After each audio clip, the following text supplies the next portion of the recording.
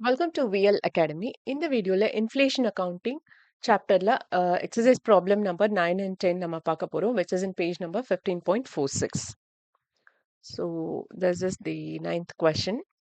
So far நம்ம வந்து conversion factors பார்த்தோம். General index, அதாவது ஜென்ரலா எவ்வளோ இன்க்ரீஸ் ஆயிருக்கு டிக்ரீஸ் ஆயிருக்கு அந்த ஓப்பனிங் க்ளோசிங் வச்சு ஸ்டாக்ஸ் வச்சு பார்த்தோம்.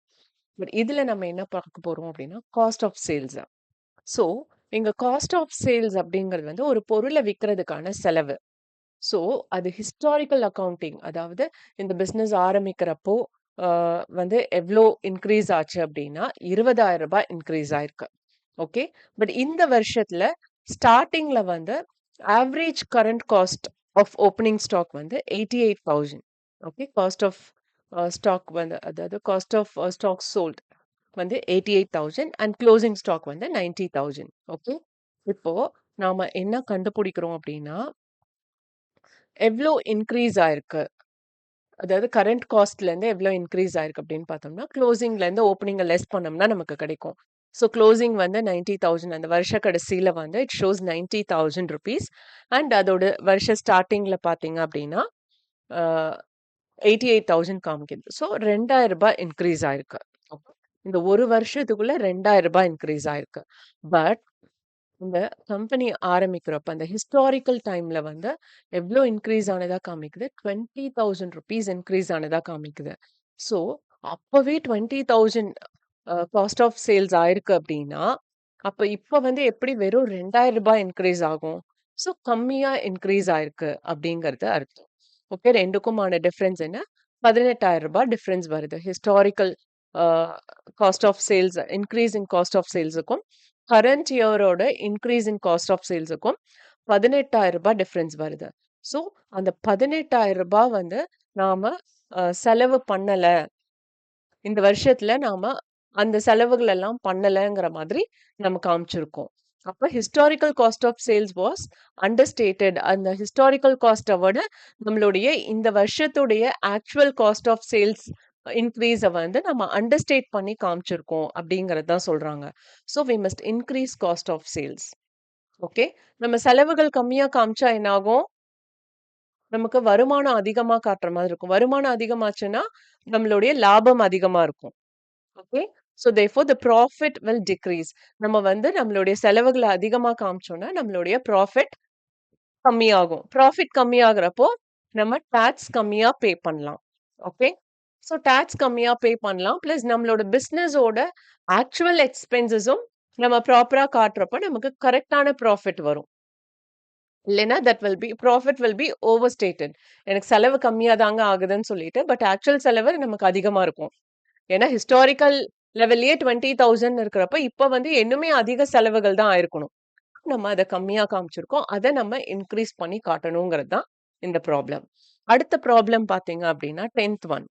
10th ஒன்னை பொறுத்த வரையும் this is monetary working capital adjustment. So monetary working capital அட்ஜஸ்ட்மெண்ட்னா ஒர்க்கிங் கேபிட்டல்னா என்ன? ஒர்க்கிங் கேபிட்டல் இஸ் நம்ம தினசரி ஆகக்கூடிய செலவுகள் அண்ட் வரவுகள். ஓகே, ஸோ அப்படி அந்த செலவுகளுக்காக நம்ம எடுத்து வைக்கிற ஒரு கேபிட்டல் தான் இந்த ஒர்க்கிங் கேபிட்டல். இதுல வந்து ஆக்சுவலா நான் டெக்ஸ்ட் புக்ல பார்த்தப்ப they have mention as debtors and creditors.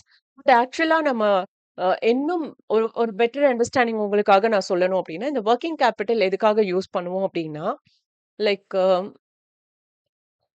தினசரி செலவுகள் இல்ல வாரத்துக்கு ஒரு நாள் வர செலவுகள் எல்லாமே வந்து நம்ம ஒர்க்கிங் கேபிட்டலுக்கு கீழே தான் போடுவோம். ஸோ அது மாதிரி என்னென்ன செலவுகள் வரும்? இப்போ நீங்க உங்க காலேஜே எடுத்துக்கோங்க.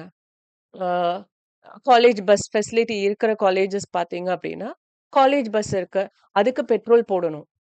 டிரைவருக்கு என்னவோ நம்ம மாச சம்பளம் தான் கொடுப்போம், அது தனி இது. பட் ஆனா தினசரி பெட்ரோல் போடணும். அந்த பெட்ரோல் போடாம விட முடியாது. இப்படி பெட்ரோல் போடாம விட்டோம்னா என்ன ஆகும்? பஸ் ஓடாது. காலேஜ் ஸ்டூடெண்ட்ஸ் அந்த பஸ்ல வர்றவங்க தே வில் கெட் அஃபெக்ட். அவங்களோட அட்டெண்டன்ஸ் அஃபெக்ட் ஆகும். இந்த மாதிரி என்டையர் ப்ராசஸே கொலாப்ஸ் ஆகும். ஸோ அந்த மாதிரி தினசரி ஆகக்கூடிய செலவுகள், டெய்லி பெட்ரோல் போடணும் இல்லையா?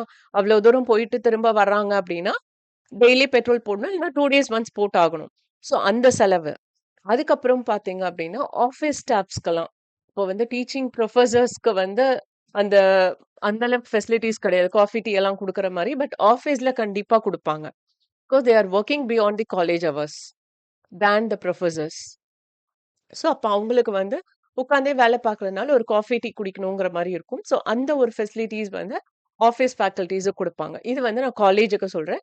பட் அது ஒரு மேனுஃபேக்சரிங் கன்சர்ன்னா அங்க இருக்கிற எல்லா வொர்க்கர்ஸ்க்குமே கிடைக்கும். ஓகே. ஸோ, அப்ப அந்த காஃபி, டீங்கிறதுக்கு தேவையான பொருட்கள் தினசரி வாங்கணும். மில்க் டெய்லி வாங்கணும். ஓகே.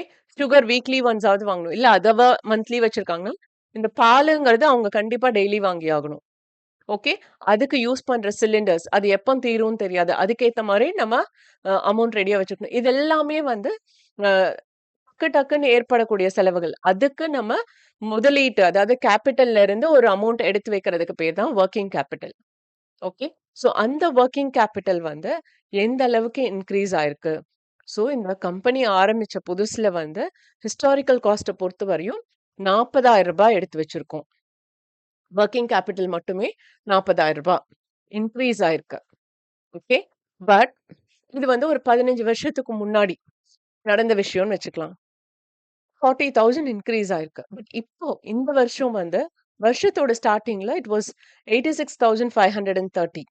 அதோட கடைசியில பார்த்தீங்கன்னா, it has increase two 1,11,580.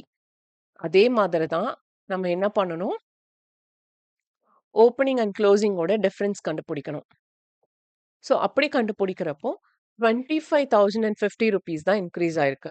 But அதுவே ஹிஸ்டாரிக்கல பொறுத்தவரையும், அத்தன வருஷத்துக்கு முன்னாடியே ₹40,000 இன்கிரீஸ் ஆயிருக்கு. அப்ப நம்ம என்ன பண்ணியிருக்கோம்னா, அந்த தினசரி செலவுகள்ங்கிறத வந்து கம்மியா காமிச்சிருக்கோம். எவ்ளோ கம்மியா காமிச்சிருக்கோம்? ₹14,950 கம்மியா காமிச்சிருக்கோம். ஸோ இப்படி நெகட்டிவா வொர்க்கிங் கேப்பிட்டல் இன்கிரீஸ காட்டுறப்போ, will lower in current terms. அதாவது நாங்க பாலு கம்மியா தாங்க யூஸ் பண்றோம். இல்ல நாங்க வாங்குற பாலோட விலையே கம்மி. அப்படிங்கிற மாதிரி நம்ம காட்டுற மாதிரி. ஸோ இங்க வந்து என்னன்னா, the cost should be reduced. So the profit will increase. So நெகட்டிவா காட்டுது அப்படின்னா, நம்ம செலவுகள கம்மியா காமிக்கிறோம். லாபம் அதிகமா காமிக்கிறோம். அப்ப இந்த நெகட்டிவ் வேல்யூங்கிறது இதத்தான் ரிஃப்ளெக்ட் பண்ணும். ஸோ நம்ம என்ன பண்ணணும்? கரண்ட் காஸ்ட் என்ன? அ எம்ப்ளாயீஸ்க்கு காஃபி, டீ குடுக்குறோமா?